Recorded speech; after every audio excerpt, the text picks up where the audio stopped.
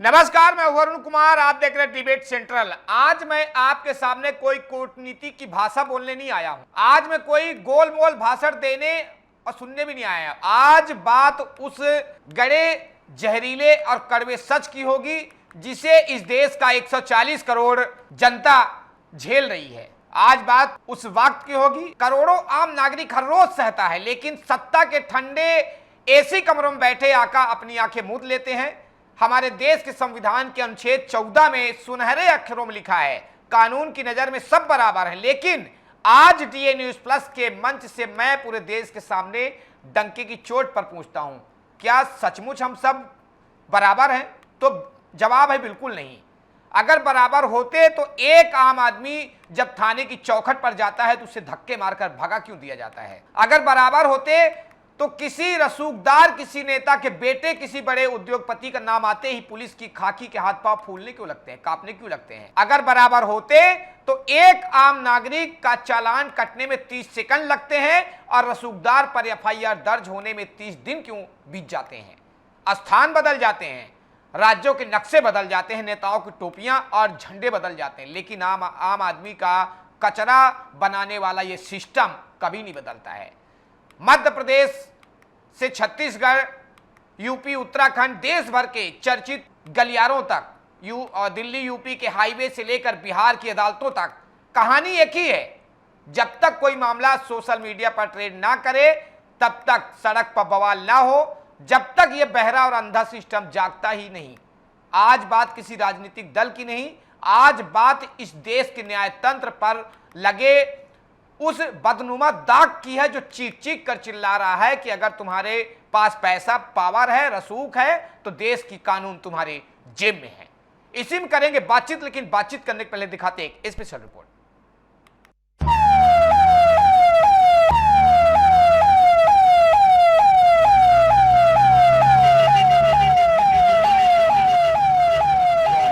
जरा अपनी आंखें खोलकर सिस्टम का दोहरा चरित्र देखिए। जब अपराध करने वाला कोई आम नागरिक, कोई गरीब या मध्यम वर्गीय व्यक्ति होता है तो पुलिस का तंत्र पलक झपकते ही हरकत में आ जाता है।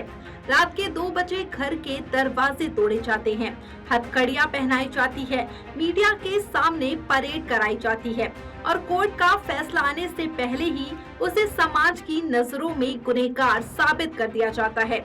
लेकिन जैसे ही किसी मामले में कोई वीआईपी, कोई रसूखदार या सत्ता की हनक रखने वाला नाम सामने आता है, अचानक पूरा का पूरा सरकारी महकमा बचाव मोड में आ जाता है। पुलिस की चाल अचानक चींटी की रफ्तार बन जाती है। सबूत जुटाने के नाम पर महीनों सालों फाइलें दबा कर रखी जाती है। ऐसी कमजोर धाराएं लगाई जाती है जिससे उस रसूखदार को कोर्ट से आधे घंटे में जमानत मिल जाए और अगर गलती से गिरफ्तारी हो भी जाए तो जेल की फर्श पर सोने के बजाय वो रसूखदार अस्पताल के वीआईपी वार्ड में एसी की हवा खा रहा होता है। क्या इसे आप लोकतंत्र कहेंगे? यह लोकतंत्र नहीं, रसूख तंत्र है। आज इस देश की जेलों में सड़ने वाला 70 से 80% कैदी गरीब और लाचार है, क्योंकि उसके पास महंगे वकीलों की फौज खड़ी करने की औकात नहीं है। और दूसरी तरफ बड़े बड़े घोटालेबाज, गुंडे और रसूखदार खुलेआम छाती तान कर घूमते हैं, क्योंकि उनके पास शाखाओं की सिफारिश का सुरक्षा कवच है। न्याय में देरी न्याय न मिलने के बराबर है। लेकिन हमारे देश में आम आदमी के लिए तो सिर्फ तारीख पर तारीख का चक्कर चलता है। वह न्याय पाने की उम्मीद में अपनी पूरी जवानी और गाढ़ी कमाई अदालतों के चक्कर काटने में गवा देता है और अंत में उसकी पीढ़ियां भी थक जाती हैं। लेकिन जब मामला किसी खास का हो तो रात के 12 बजे भी अदालत के दरवाजे खुल जाते हैं और सुनवाई हो जाती है। यह दोहरापन इस देश के संविधान की आत्मा पर सबसे बड़ा हमला है। मैं सत्ता के गलियारों में बैठे हुक्मरानों से सीधा सवाल पूछती हूँ, जब चुनाव आते हैं तो आप चिल्ला चिल्ला कर कहते हैं कि कानून सबके लिए बराबर है, तो फिर जनता के दिल में यह डर और गुस्सा क्यों बैठा हुआ है कि बिना पैसे और सिफारिश के थाने में सुनवाई नहीं होती? क्या पुलिस सुधारों की फाइलों को सिर्फ इसलिए अलमारियों में बंद करके रखा जाता है ताकि खाकी हमेशा नेताओं की गुलाम बनी रहे? क्या इसलिए पुलिस को स्वतंत्र नहीं किया जाता ताकि जब कोई रसूखदार फंसे तो एक फोन कॉल पर जांच का रुख मोड़ा जा सके? और विपक्ष में बैठे लोग भी दूध के धुले नहीं हैं। जब आप सत्ता में होते हैं तो वीआईपी कल्चर का मजा आप भी लेते हैं। जब आपका अपना कोई नेता फंसता है तो आप लोकतंत्र खतरे में है का राग अलापने लगते हैं, और जब सामने वाला फंसे तो राजनीति चमकाते हैं। इस देश की न्याय व्यवस्था को आपने अपने राजनीतिक नफे नुकसान का अखाड़ा बना दिया है। अब जरा खाकी की बात कर लेते हैं। वर्दी पर लगे वो कड़क सितारे संविधान की रक्षा के लिए दिए गए थे या सत्ता में बैठे आकाओं के सामने सर झुकाने के लिए? जब एक आम गरीब थाने आता है तो उससे बदतमीजी की जाती है, उसे दुत्कारा जाता है। लेकिन जब कोई रसूखदार या उसका चमचा थाने के अंदर कदम रखता है तो साहब अपनी कुर्सी छोड़कर कड़क चाय की फरमाइश करने लगते हैं। हाई प्रोफाइल मामलों में सबूत रातों रात गायब कैसे हो जाते हैं? गवाह अचानक रास्ते में अपने बयान से कैसे मुकर जाते हैं? क्या किसी थानेदार में इतनी हिम्मत बची है कि वह बिना ऊपर के इशारे के किसी सत्ताधारी गुंडे की गर्दन पर हाथ डाल सके? सच्चाई यह है कि आज खाकी का डर अपराधियों में कम और आम जनता में ज्यादा हो गया है। जनता को लगने लगा है कि कानून का चाबुक सिर्फ उनकी पतली गर्दन पर चलाने के लिए बना है। इस देश का आम नागरिक आज सवाल पूछ रहा है कि आखिर कब तक उसे 2 दर्जे की नागरिकता का एहसास कराया जाएगा। जब टैक्स देने की बात आती है तो नियम आम आदमी के लिए सबसे कड़े होते हैं। जब संविधान के पालन की बात आती है तो पाबंदियां आम आदमी पर ठोकी जाती है। लेकिन जब अधिकार और सुरक्षा की बात आती है तो रसूखदार बाजी मार ले जाते हैं। यह खाई जितनी चौड़ी होगी, लोकतंत्र उतना ही खोखला होगा। यह लड़ाई किसी सरकार या किसी पार्टी के खिलाफ नहीं है। यह लड़ाई उस रसूखदार मानसिकता के खिलाफ है जिसने हमारे पूरे तंत्र को घुन की तरह चाट लिया है। यह देश 140 करोड़ आम नागरिकों के पसीने से चलता है, किसी की सिफारिश से नहीं। एक पुराना सिद्धांत कहता है, न्याय सिर्फ होना ही नहीं चाहिए, न्याय होता हुआ दिखना भी चाहिए। जिस दिन इस देश के आखिरी छोर पर खड़े गरीब आदमी का कानून, पुलिस और अदालत से भरोसा उठ गया, उस दिन लोकतंत्र सिर्फ कागजों में लिखा एक खोखला शब्द बनकर रह जाएगा। जनता का यह गुस्सा जब फूटता है तो बड़े बड़े रसूखदारों के सिंहासन डोल जाते हैं। जब तक हर थाने में गरीब की बात उसी सम्मान और संजीदगी से नहीं सुनी जाएगी जैसे किसी मंत्री की सुनी जाती है, तब तक डीए न्यूज प्लस की आवाज बंद नहीं होगी। हम सवाल पूछेंगे, हम कटघरे में खड़ा करेंगे और हम इस सिस्टम के दोहरे चरित्र को बेनकाब करते रहेंगे। तो संविधान एक है लेकिन वीआईपी कल्चर लगातार उस संविधान पर भी हावी होता नजर आ रहा है। गरीब आदमी को न्याय पाने के लिए चप्पलें घिस जाती है, ठोकरें मिलती है, डेट पर डेट, तारीख पर तारीख तय होती है, लेकिन एक रसूखदार के एक फोन से काम होता है। इसी पर हम करेंगे बातचीत करने के लिए हमारे साथ बीजेपी से इंद्र शरण सिंह चौहान जी हैं। सर, आपका बहुत बहुत स्वागत है। कानिका भारद्वाज जी हैं, सुप्रीम कोर्ट से एडवोकेट, मैडम आपका भी बहुत बहुत स्वागत है। बालेश्वर प्रसाद जी हैं, पूर्व डीएसपी हैं, बिहार झारखंड के स्टेट हेड हैं हमारे, आपका भी सर बहुत बहुत स्वागत है। इंद्र शरण जी, सरकार कहती है कानून सबके लिए बराबर है, अगर ऐसा है तो आम आदमी के मन में यह धारणा बार बार क्यों बनती है कि प्रभावशाली लोगों के मामले में कानून की रफ्तार अलग दिखती है? क्या आपकी सरकार वीआईपी संस्कृति खत्म करने के लिए कोई ठोस रोड मैप तैयार कर रही है? इंद्र शरण जी, आपकी आवाज नहीं आ रही, शायद एक माइक म्यूट है, उसको अनम्यूट कर लेंगे तो आवाज आएगी। तो लगातार जी बोले। जी हाँ, बराबर आ रही, बोलिए। अरुण जी, सबसे बड़ी बात है कि हमारे जब किसी सरकार की हम बात करते हैं जी, और जब सामाजिक विषय के सरोकार के विषय पर बात करते हैं तो दोनों की विचारधाराएं और जो दोनों के मानदंड होते हैं वो 2 तरह से सोचने होते हैं जी। हमारे देश के यशस्वी प्रधानमंत्री आदरणीय नरेंद्र मोदी जी ने, आपने देखा कि उन्होंने वीआईपी कल्चर खत्म करने के लिए सबसे पहले उन्होंने लाल बत्ती सिस्टम खत्म कर दिया और उन्होंने कहा कि कानून की नजरों में सारे लोग बराबर हैं। बहुत सारे लोगों को अफसोस भी हुआ, लेकिन उनका यह बड़प्पन रहा कि उन्होंने देखा कि आम जनमानस और सत्ताधीश अलग अलग ना दिखे, दोनों बराबर दिखे। उस बराबरी को लाने के लिए उन्होंने ठोस कदम उठाया। लेकिन जब हम बात करते हैं एक अलगाव की, जब हम बात करते हैं एक विभाजक रेखा की, और जब हम बात करते हैं वीआईपी कल्चर की, तो आप पाते हैं कि हमारे जो एशिया महाद्वीप की मैं बात करता हूँ, केवल भारत की नहीं, ठीक है ना, तो एशिया महाद्वीप के हमारे कल्चर में है कि हम अपने मन से, जो हमारे देश का नागरिक है वह ही वीआईपी तय करता है और गैर वीआईपी तय करता है। आप देखिए कि एक सामान्य आदमी अगर वह किसी एक विशिष्ट, जो लगातार किसी ओहदे के घरानों में रहा हो, ओहदे में रहा हो, पदों में रहा हो, चाहे वो पूर्व काल के पद रहे हो, राजवंश के रहे हो या राजनीतिक पद रहे हो, जनता के ऐसे निर्वाचित पदों पर, चाहे वो हो या ना हो, उसके मन में एक स्वाभाविक सम्मान खड़ा होता है जिसे हम वीआईपी कहते हैं। उसे सम्मान की नजरों से देखें। लेकिन यह घातक तब हो जाता है जब हम किसी न्याय के दरवाजे पर पहुंचते हैं, और जब हम न्याय के चौखट पर पहुंचते हैं और जब वही जो सम्मान हमारे मनों में रहता है उसे वीआईपी मान करके ट्रीट किया जाता है और गैर वीआईपी मानकर ट्रीट किया जाता है, यह दुखद होता है। और वैसे तो चलिए कम से कम आपने माना तो कि वीआईपी ट्रीट किया जाता है, दुखद होता है, आपने माना, यही हमारे लिए बहुत है। बालेश्वर प्रसाद जी पुलिस के वरिष्ठ अधिकारी हैं। सर, अगर आपको पूरे देश की पुलिस व्यवस्था बदलने का अधिकार मिले तो पहला फैसला क्या होगा?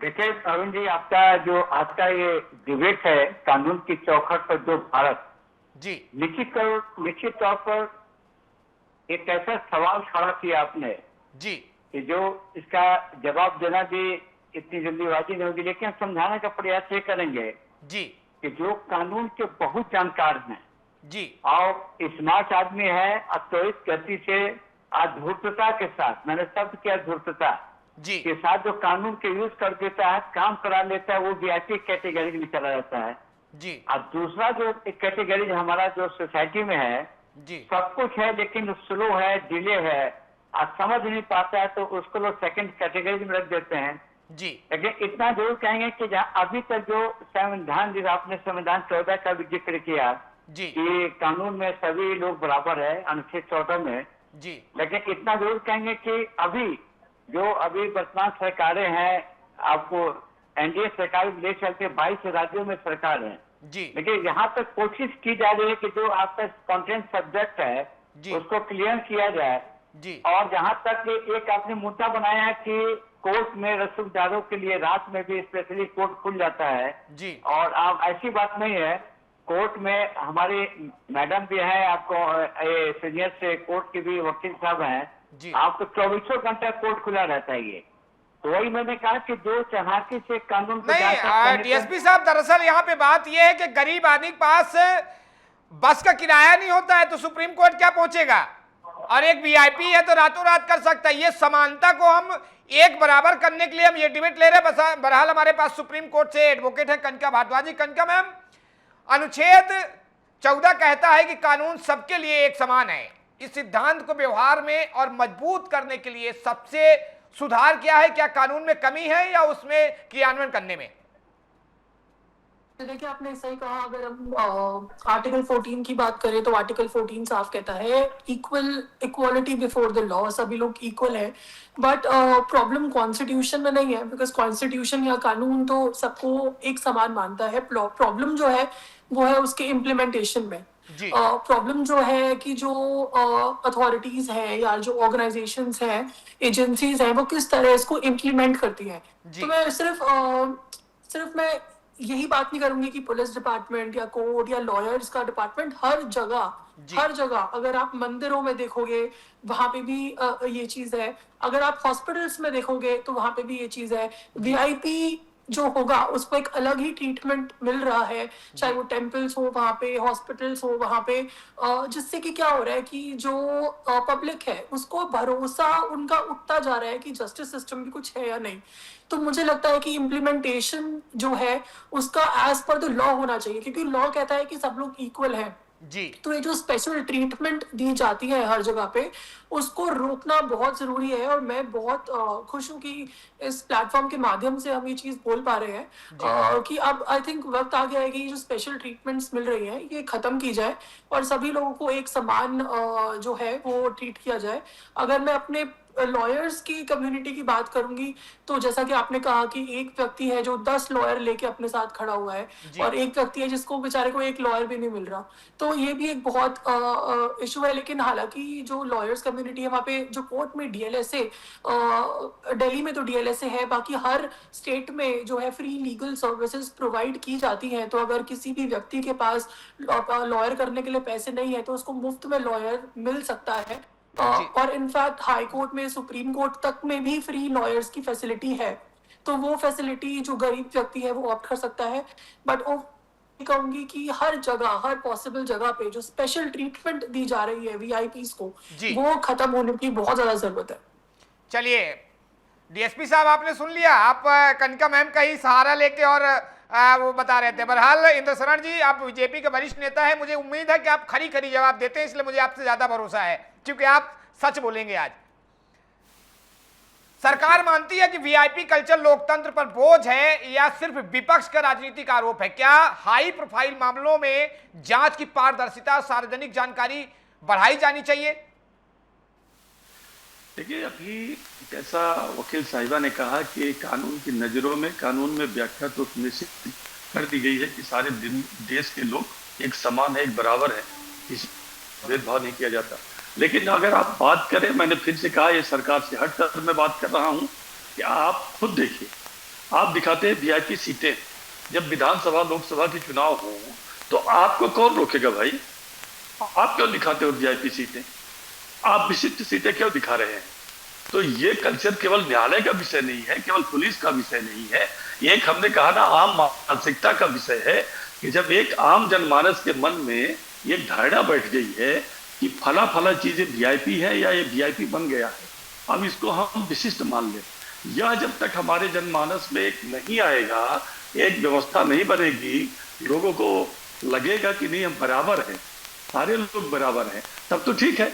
और जब तक अगर आप भेदभाव करेंगे, अब आप हमारे अतीत के खंगालेंगे तो आप दुष्यंत की बात तो नहीं करेंगे कि जिनके यहाँ एक रस्सा बंधा हुआ गेट के बाहर महाराज दुष्यंत के, और माता गौतमी कहती है कि मैं कैसे मिलूंगी, तो कहते हैं कि जाओ रस्सा खींचो, वहां के चौकीदार कहता है तो राजा निकलेंगे और आपका न्याय करेंगे। तो पूछा कब, किसके माध्यम से? कहा किसी के माध्यम से नहीं, आप डायरेक्ट जाइए, अवश्य मोयम लोकतंत्र सर्वाधिकार, ये आपका लोकतंत्र का अधिकार है, आपका रस्सा खींचिए, घंटा बजेगा और महाराज निकलेंगे। अगर यह सिस्टम लागू हो जाए कि सारे लोगों के लिए एक है और आम जनमानस की व्यवस्था बना दिया जाए, तब तो ठीक है। लेकिन आप हर क्षेत्र में देखें तो हमारे यहाँ केवल एक सिस्टम बना हुआ है कि हमारी मानसिकता ही है, हम उस मानसिकता में जी रहे हैं। हमारे यहाँ लाल बत्ती का कल्चर खत्म हो गया, हमारी सरकार ने सुनिश्चित किया कि सारे लोग बराबर हैं, लेकिन क्या हमारे आपके मन से भाव निकला? क्या आपके न्यूज चैनलों की मैं बात कर रहा हूँ, क्या आपके मन से निकला? क्यों आप वीआईपी सीटें दिखा रहे हैं? क्यों आप दिखा रहे हैं कि फला फला फला यहाँ क्या हो रहा है? आप क्यों ये गरीब जो चुनाव जीत रहा है या अच्छे काम कर रहा है उसको आप नहीं दिखा पा रहे हैं? तो सबसे पहले हर क्षेत्र में एक व्यवस्था करनी होगी, एक जो क्रियान्वयन है वो क्रियान्वयन दिखना भी चाहिए कि क्रियान्वयन हो रहा है।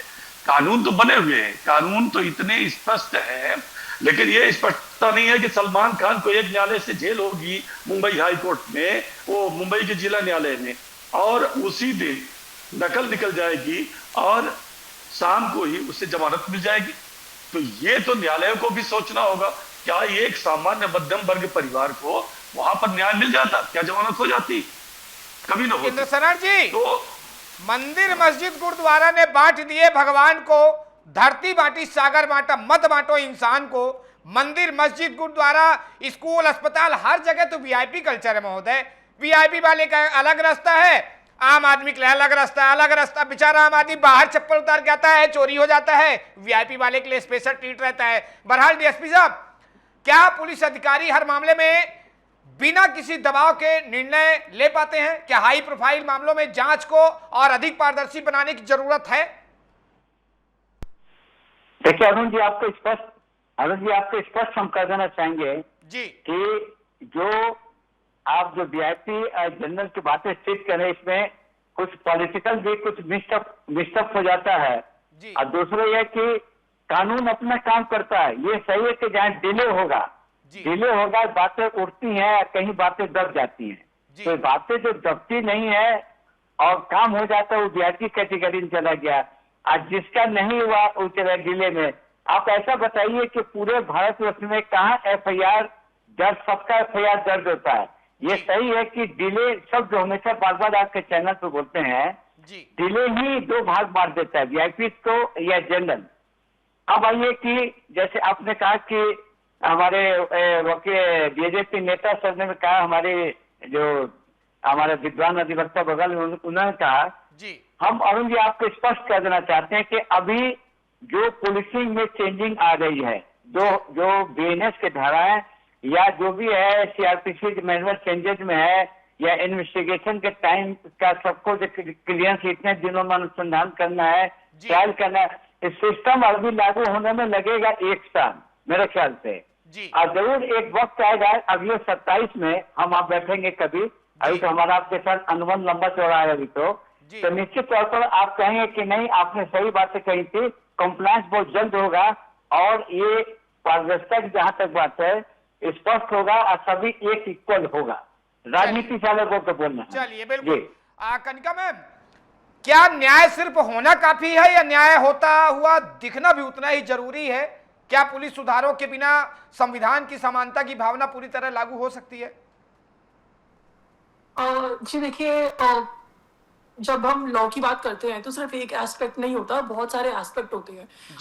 अगर कोई भी व्यक्ति है, अगर सबसे पहले उसको कोई प्रॉब्लम हुई या उसका कोई लीगल राइट, कोई लीगल चीज उसके ऊपर ऐसी हुई, तो सबसे पहले वो कहाँ से स्टार्ट करेगा? वो स्टार्ट करेगा पुलिस स्टेशन से। तो ऑब्वियसली बात है कि जो पुलिस ऑफिसर्स हैं जो अभी हैं, उनको ऑब्वियसली बात है कि थोड़ा सा अलाइन होना बहुत जरूरी है। अगर हर चीज में देखिए, आजकल देखिए ये तो बात मैं कहीं नहीं छुपी हुई कि सुधार की जरूरत हर डिपार्टमेंट में है, चाहे वो पुलिस ऑफिसर्स हो, चाहे वो हमारा जस्टिस सिस्टम हो या फिर वो पॉलिटिकल सिस्टम हो, सुधार की जरूरत हर जगह है, इसमें कोई शक नहीं है। बट आप देखिए कि ऐसा हो कि एकदम से जब FIR किसी की रजिस्टर करने के लिए आ रही है तो आप उसको रजिस्टर करिए। आप देखिए, मेरे खुद के ऐसे कई क्लाइंट्स हैं जिनकी FIR रजिस्टर नहीं हो रही, कंप्लेंट तक रजिस्टर नहीं हो रही।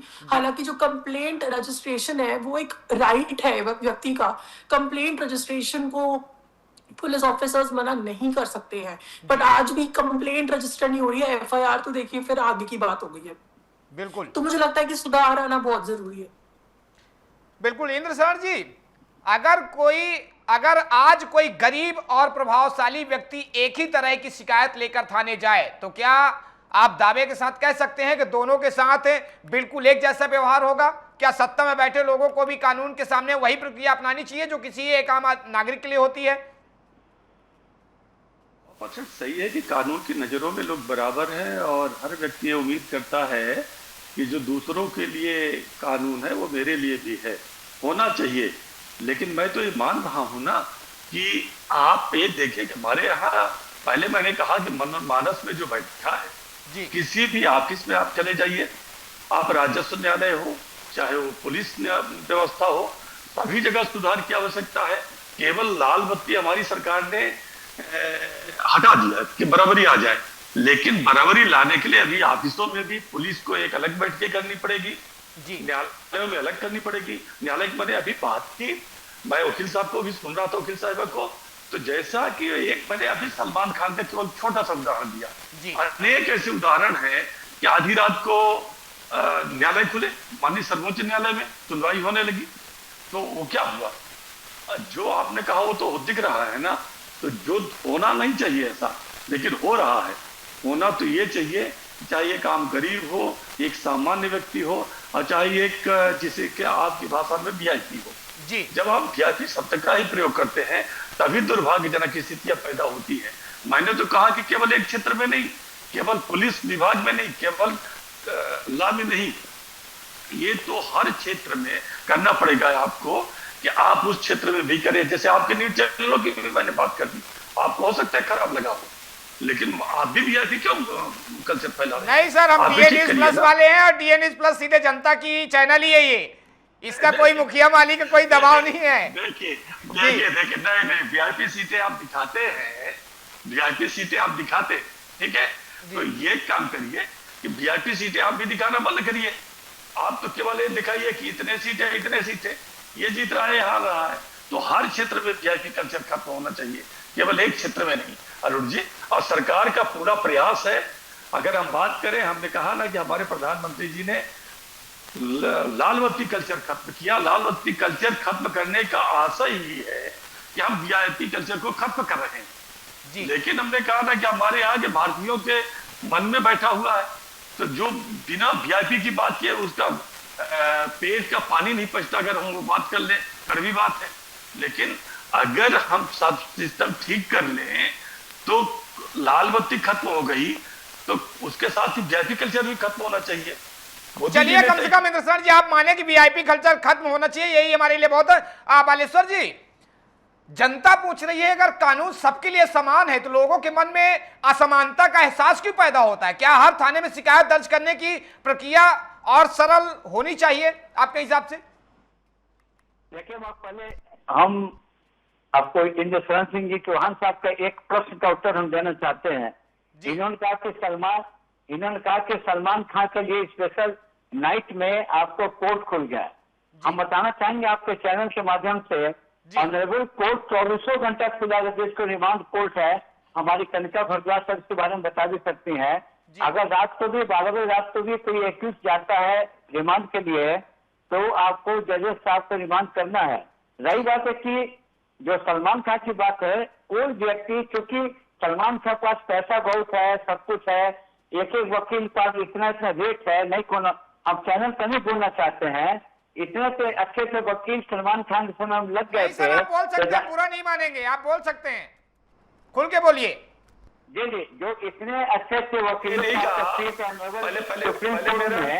तो सलमान खान का तो तय है कि वहाँ पे इतने वकील लग गए थे, नतीजा की उनको फायदा मिला इसमें। आप बहुत ऐसे जो जिनको रात में जाना चाहिए, उनके पास तो पैसा तो है नहीं, तो कैसे जाएगा? तो निश्चित तौर पर इसको बात को समझना होगा। हम पहले आपको फिर उम्मीद दिलाते हैं कि 27 तक वेट कीजिए अरुण जी। आप आपके चैनल से हम दावा करते हैं, जो भी जितनी शिकायतें का एक आप ही है channel mister Arun Kumar ji, I give you thank कि आप ऐसे तो मुद्दों को लाके हम लोग स्पिन बॉल में आप डाल देते हैं। उधर मैम भी स्पिन बॉल में फंस जाती हैं और चौहान साहब भी हम भी फंसते हैं। लेकिन विश्वास करिए कि भारतवर्ष में आपको कानून बहुत जल्द लागू होगा, सही होगा। जो आपके डिबेट कंटेंट है, इसके 27 के मार्च के बाद भी डिबेट होगा कि इक्वल आपको दिखाई देगा। ऐसा हम 2027 में फिर से तीनों मेहमानों के साथ मिलेंगे, एक बार फिर इसी में चर्चा करेंगे 2027 में जब बदल जाएगा। बहरहाल कनिका मैम, क्या लंबी न्यायिक प्रक्रिया आम नागरिक के भरोसे को प्रभावित करती है? क्या समयबद्ध न्याय के लिए अदालतों और सरकार दोनों की साझा जिम्मेदारी मानती हैं आप? जी, डेफिनेटली जिम्मेदारी है, पर देखिए जब केसेस की बात होती है तो हर केस अलग होता है। कुछ केसेस होते हैं जिनमें ज़्यादा वक्त नहीं लगता, लेकिन कुछ केसेस होते हैं जिनमें बहुत वक्त लगता है, सालों लग जाते हैं फैसला आने में। अब जैसे कि हमारे कोर्ट में खैर क्रिमिनल केस की अगर हम बात करें तो फास्ट ट्रैक कोर्ट है, और अगर हम सीरियस केसेस जैसे कि रेप हो गया, मर्डर हो गया, ऐसे केसेस की बात करते हैं तो उसके लिए फास्ट ट्रैक कोर्ट बने हुए हैं। बहुत ही फास्ट प्रक्रिया की जाने लगी है। कम से कम एक एफर्ट तो आया है जब से निर्भया का कांड हुआ है, निर्भया इंसिडेंट हुआ है, उसके बाद से कम एफर्ट तो दिए जा रहे हैं कि जो प्रोसेस है ऐसे केसेस वो फास्ट ट्रैक चले।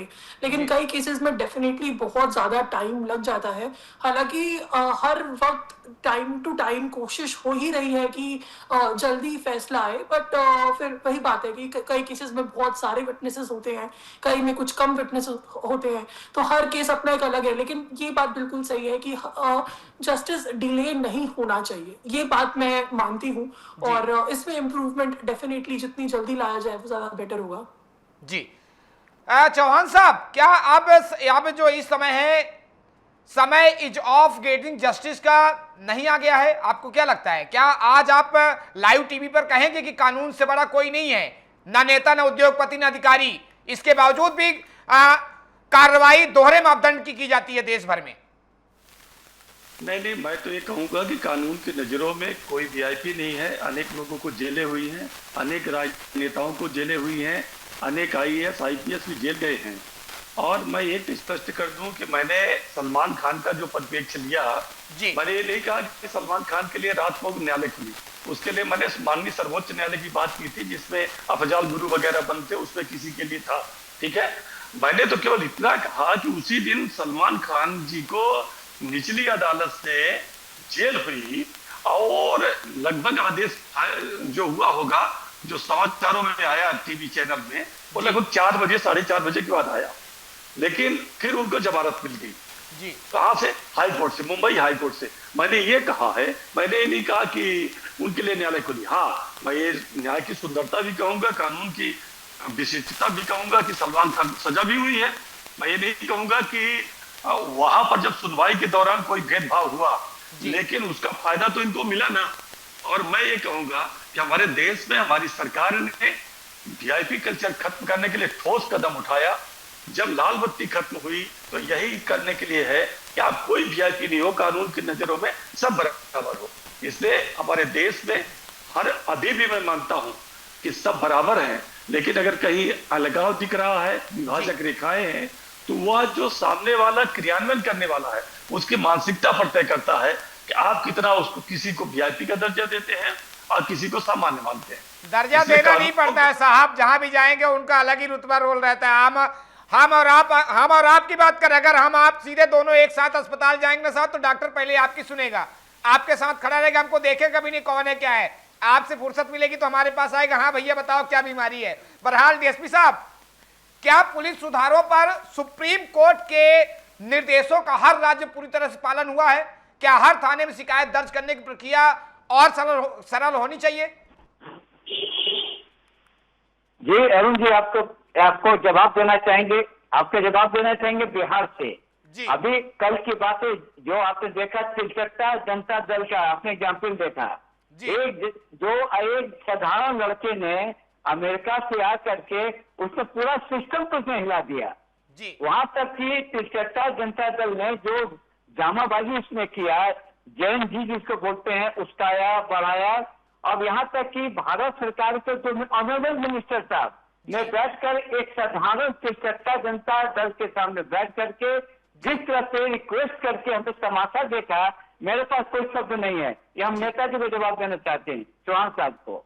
दूसरी बात यह है कि हमारे बिहार में कल लालू प्रसाद जी के पुत्र जी, आपको जो उनके साथ घटना हुई, तेज प्रताप यादव, उनके लिए भी रात को कल कोर्ट खुला है। रात को कल 12 बजे वो भी कल जेल गए हैं। इधर सलमान खान भी जाते हैं, इधर विरोधी दल के आपको तेज प्रताप भी जाते, यानी कि इक्वल लॉ है। यानी कि कल जो अपोजिशन पार्टी के जो नेता बिहार में जेल भेजा, कि दर्शाता कि अगर छूट सबके लिए है तो अपोजिशन के लिए भी छूट है। हम अलबत्ता यही केवल कहना चाहेंगे आपके चैनल के माध्यम से, छोटा सा एक जागरूकता के आधार पर, अगर कोई व्यक्ति भारत पूरे इंडिया में कहीं मुकदमा दर्ज करने जाता है थाने पर, एसएसओ इंस्पेक्टर के पास, अगर शिकायत दर्ज नहीं करते हैं तो उसका सेकंड रेमेडी है कि सीधे वहां के कप्तान के पास आवेदन देंगे। अगर वहां भी आवेदन नहीं सुनवाई होती है तो आपका सीधा सीजीएम कोर्ट होता है, लोअर कोर्ट सीजीएम के जाके परिवार पर, जैसे बताया अभी आपने थोड़ी देर पहले हमारी क्या कहती है भारद्वाज साहब ने बताया, वहां जाके कंप्लेंट फाइल होता है, कंप्लेंट फाइल से अब रिव्यू होता है।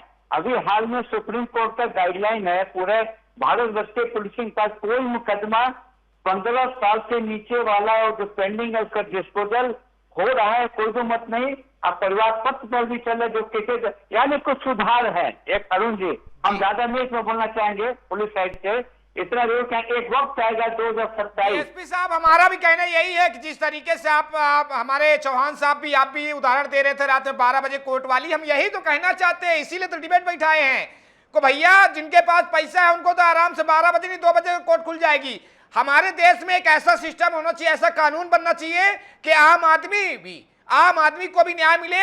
ऐसा कानून होना चाहिए कि उसको भी कानून के दायरे में उसकी भी मदद होती और उसके लिए भी रात में 12 बजे कोर्ट खुलता। बहरहाल कनिका मैम, क्या गिरफ्तारी, जमानत और जांच की प्रक्रियाओं में अधिक पारदर्शिता की जरूरी है आपके हिसाब से?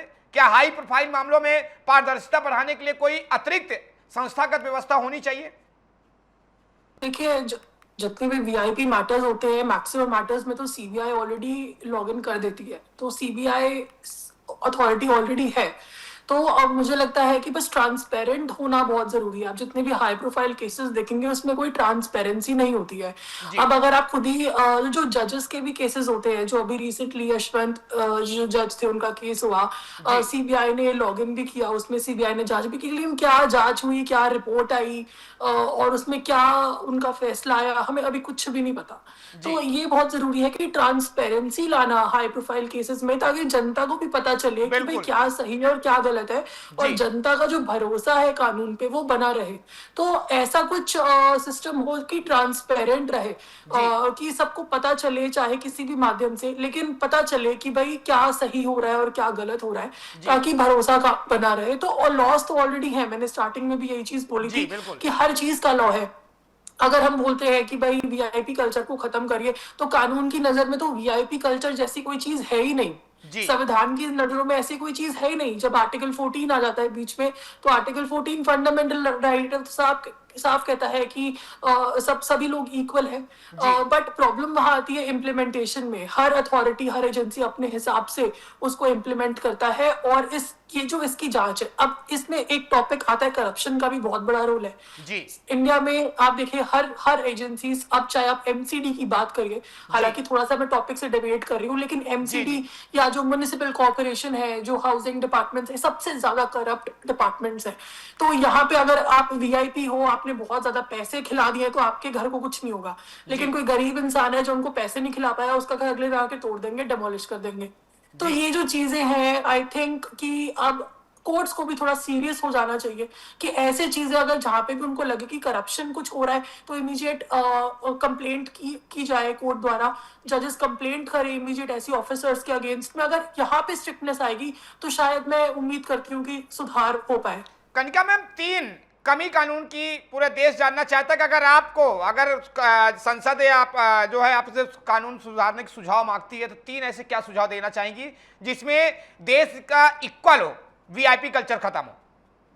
देखिए, सबसे पहले तो ऐसी मैनेजमेंट बने या ऐसी गाइडलाइंस बने जहाँ पे भी अगर किसी भी, चाहे मंदिर हो, हॉस्पिटल हो, अगर कोई कंप्लेंट करे गरीब व्यक्ति या मिडिल क्लास व्यक्ति कि भाई हमारा नंबर पहले और हमें ट्रीटमेंट नहीं दी जा रही है और किसी और को ट्रीटमेंट दी जा रही है, ऐसी शिकायतों का अगर कोई अथॉरिटी बने, तो मुझे लगता है कि शायद सुधार हो सकता है। दूसरा, मेरे को लगता है कि ट्रांसपेरेंसी बहुत जरूरी है। ये नहीं कि आप अंदर ही अंदर अपने रिकॉर्ड में छेड़छाड़ करके आप कुछ भी कर रहे हो। एक जिसके पास बहुत सारे पैसे हैं या जो पैसे दे रहा है या जो वीआईपी है, उसका आप पहले उसका सोल्यूशन निकाल रहे हो और किसी गरीब व्यक्ति का आप बाद में सोल्यूशन निकाल रहे हो। तो ये एक डेटा होना बहुत जरूरी है हर इंस्टीट्यूशन के पास, हर एजेंसी के पास। ये ट्रांसपेरेंसी जब तक नहीं आएगी तब तक किसी को भरोसा नहीं आएगा जस्टिस सिस्टम पे या किसी भी एजेंसी पे, किसी भी अथॉरिटी पे जनता को भरोसा नहीं आएगा जी। और जो तीसरा मुझे लगता है वो ये लगता है कि वो कानून से थोड़ा हट के मैं बोलूंगी, लेकिन हमें हर सिटीजन को एक अपनी रिस्पॉन्सिबिलिटी भी समझनी चाहिए। जैसे मैंने अभी बोला, करप्शन वो बहुत बड़ा रोल प्ले करता है इन सब चीजों में। वीआईपी को अगर आप देखो, वीआईपी कल्चर क्या है? करप्शन ही तो है। वीआईपी वो है जिसके पास बहुत सारा पैसा है, वो हाई प्रोफाइल बंदा है, इन्फ्लुएंसर है, या बहुत ज्यादा उसके पास उसका फाइनेंशियल बैकअप है, ये वही तो वीआईपी हुआ। और वो क्या करता है? वो करप्शन ही तो करता है। वो किसी डॉक्टर को या मंदिर में या पुजारियों को या XYZ, आप कहीं भी जाओ, वो पैसा देगा और उसका काम पहले हो जाएगा। यही तो वीआईपी कल्चर हुआ। तो करप्शन को अगर हम ठीक कर दे इस देश में, अगर करप्शन पे थोड़े से लॉज और ज्यादा स्ट्रिक्ट हो जाए और सीरियसनेस आ जाए, तो मुझे लगता है ये जो वीआईपी कल्चर है वो उसमें थोड़ा सुधार हो सकता है। चलिए, तो आज की बहस में आरोप भी लगे, जवाब भी आए, तर्क भी रखे गए और सवाल भी उठे, लेकिन इस पूरी बहस का सबसे बड़ा निष्कर्ष शायद यही है कि भारत का संविधान सभी नागरिकों के लिए समानता का अधिकार देता है। अब चुनौती यह है कि उस समानता का हर अनुभव हर नागरिक तक समान रूप से कैसे पहुंचे। तो पहले तो सभी तीनों मेहमानों का बहुत बहुत शुक्रिया मुझसे जुड़ने के लिए। तो आज देश का आम नागरिक यही पूछ रहा है, क्या कानून का डर सिर्फ कमजोर के लिए है या ताकतवर भी उसी कानून के सामने उतना ही जवाबदेह है? क्या न्याय सिर्फ अदालत के फैसले से तय होगा या जनता का भरोसा भी उतना ही महत्वपूर्ण है? क्या वीआईपी संस्कृति की कोई जगह लोकतंत्र में होनी चाहिए या लोकतंत्र की असली ताकत यही है कि कानून के सामने हर नागरिक बराबर खड़ा हो? यह सवाल किसी एक सरकार का नहीं है, किसी एक विपक्ष का नहीं है, किसी एक पुलिस अधिकारी का या किसी एक अदालत का भी नहीं है। यह सवाल पूरे लोकतांत्रिक तंत्र का है, क्योंकि जब जनता का भरोसा मजबूत होता है तभी लोकतंत्र मजबूत होता है। और जब जनता के मन में यह सवाल उठने लगे कि क्या कानून सबके लिए समान है, तो उस सवाल का जवाब सिर्फ बहस से नहीं, नीतियों, सुधारों, पारदर्शिता और जवाबदेही से देना होगा। हम उम्मीद करते हैं कि व्यवस्था की हर संस्था, सरकार, पुलिस और जांच एजेंसियां, न्यायपालिका और राजनीतिक दल अपने अपने दायित्वों को और अधिक मजबूती से निभाएंगे, ताकि संविधान की भावना जमीन पर भी उतनी ही स्पष्ट दिखाई दे जितनी किताबों में लिखी है। हमारा मकसद किसी को कटघरे में खड़ा करना नहीं, बल्कि उन सवालों को सामने रखना है जो देश का नागरिक पूछ रहा है, क्योंकि लोकतंत्र में सवाल पूछना अधिकार है और जवाब देना जिम्मेदारी। इसी उम्मीद के साथ कि कानून पर भरोसा और मजबूत होगा, न्याय की प्रक्रिया पारदर्शिता बनेगी और समानता का संवैधानिक वादा हर नागरिक के जीवन में महसूस होगा। तो डिबेट सेंटर में यहीं तक। आप देखते रहिए DA न्यूज़ प्लस। नमस्कार।